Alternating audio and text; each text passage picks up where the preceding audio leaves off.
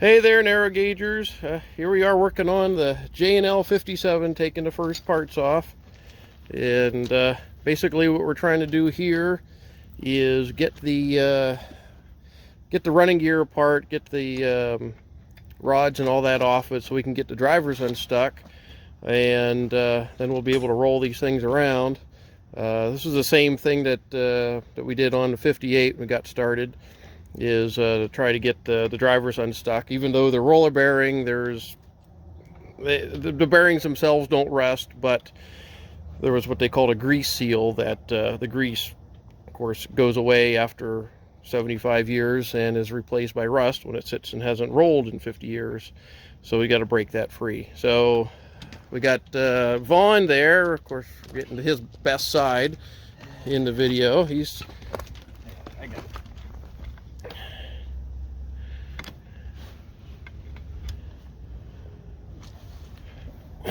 and then we also have our other volunteer, Tim.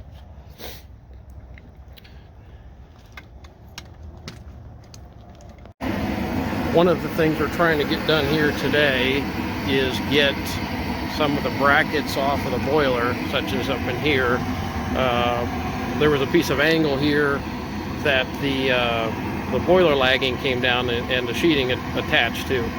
And then what happened is that with that piece up against the boiler, you'd get a lot of corrosion in here that would start to eat into the shell. So we got this one off of the cab, and there was another one down here, so I was able to get the nuts off.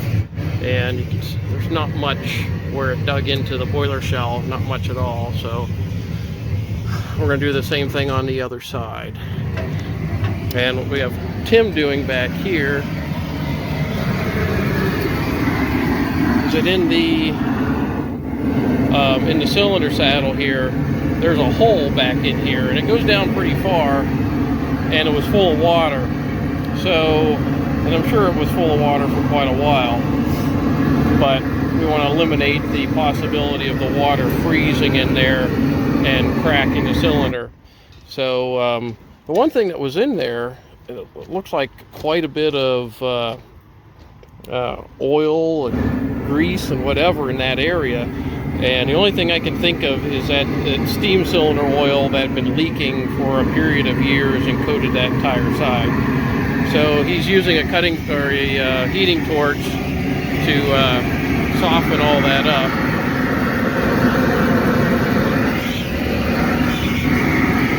And then that helps us get it off. It comes off a lot better when it's warm in a liquid. Well, we had a pretty productive day working on the locomotives today. Our goal was to try to get the running gear taken apart, and so this is what we've taken off the locomotives. We're working on 57 and marked everything. 57L, 57R for the sides came off of.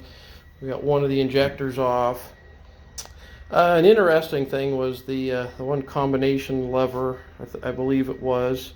Yeah, this lever right here is actually marked for J&L 59, has the 7299 builder's number on it, so showing that yeah, they did swap parts back and forth off the engines from time to time. So we pretty much got the crosshead taken apart, the crosshead guide off. We had a heck of a time getting the getting this rod end taken off. The bolts were fairly well stuck in there. It took quite a liberal application of heat to get that apart. We got that out. I was able to move the piston forward, so we know that that's not stuck in the bore. One of the other things we're working on is taking these off, of course, like we're talking on the other side. Fortunately, we didn't get any corrosion back here on the barrel. Have a little bit right here, but it doesn't look like it actually went in much, so we should be in pretty decent shape there. So what we're planning to do with 57 right now is just get all this tore apart, get the wheels to turn, clean everything up, put all the running gear back together. with the exception of the pistons. Take the pistons out, but everything else will be together so that we can then move the locomotive around and have all the parts there, and everything will be functional. And we're going to do the same thing on 60 as well.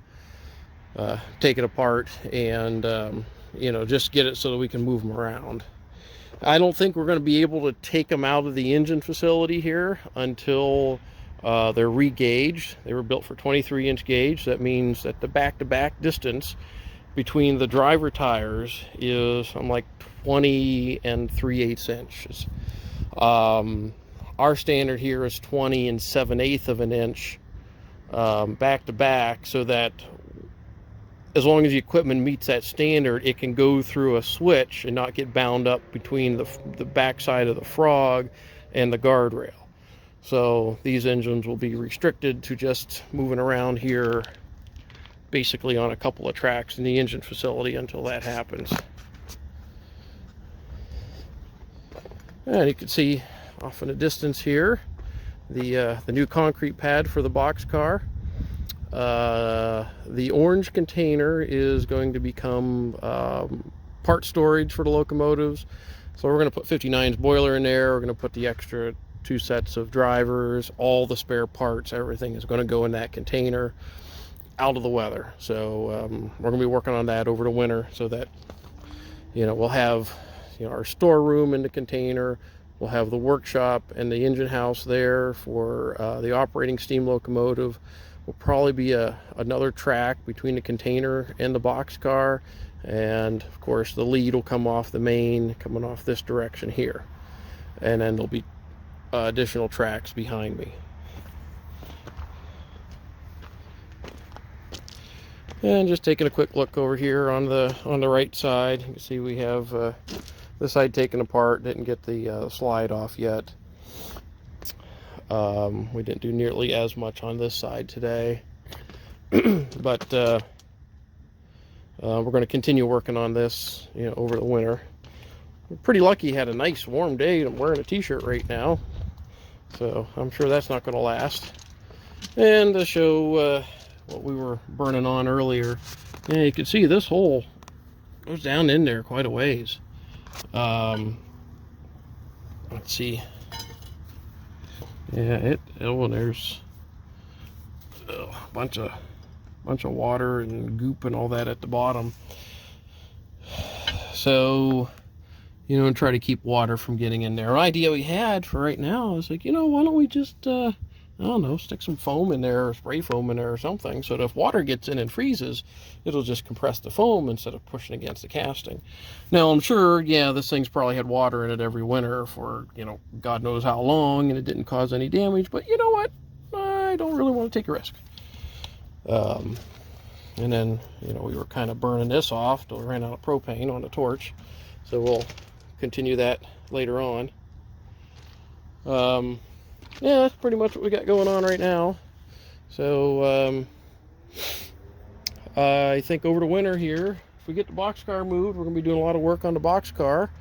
Going to continue working on these. We got some work to do on 58 herself. Convert over to air brakes. Of course, we got the tender that's we're going to get finished up before too long. Then we got some work on the passenger car. We got some work to do in the main exhibit building to kind of clear all the junk out of there to make it visitor friendly again, and get all that done by the second weekend in June so that we can start running trains again every other weekend starting the second weekend in June. And if you go over to our website, youngstownsteel.org, click on the I think Steam Train Rides link. It'll take you right to the schedule of when we're running. Rides will still be $8 a person, 5 and under free, like they were in 2019. We're going to do from 10 a.m. to 2 p.m. Saturday and Sunday every other weekend through October. And I think that's 20 weekends we'll be running. Or is that? No, it's 10 weekends and 20 days. Yeah, okay. And a lot longer ride than we had originally, and we'll see how that goes. We may do some additional runs, like in the fall, in the evening, run some trains in the evening when it starts getting darker a little bit, earlier. But yeah, we're going to have a full year next year of operation, and we're going to hopefully carry that forward every year. Pandemics accepted, and turn this into a pretty decent attraction. One other thing that we have available right now, I think for the next couple of weeks, I think next 3 weeks, those gray HK Porter t-shirts that we sold years ago, with the HK Porter logo on the front and then a image of the 58 on the back. Those are available. The link is in the description in the video here, for 25 bucks a piece. It's kind of a fundraiser for us, but the way that works is that if a bunch of people order at the same time, then Custom Ink prints all the t-shirts at the same time at a lower price, and then they ship them. So I don't have to do any of the shipping. And believe me, you don't ever want me to ship you something, because it'll never happen. I absolutely loathe shipping stuff. So I get somebody else can handle all that, and I don't have to. That's wonderful, because it's just got too many other things to try to handle that. So go there and buy a t-shirt or 2 or 3. And then we'll probably reorder them again, in summer. It depends how busy we are, and if I think about it and what the demand is. If enough people complain and that they want t-shirts, I might make some more. So, all right, that's it. That's all the rambling I want to do for today. Everyone, take care.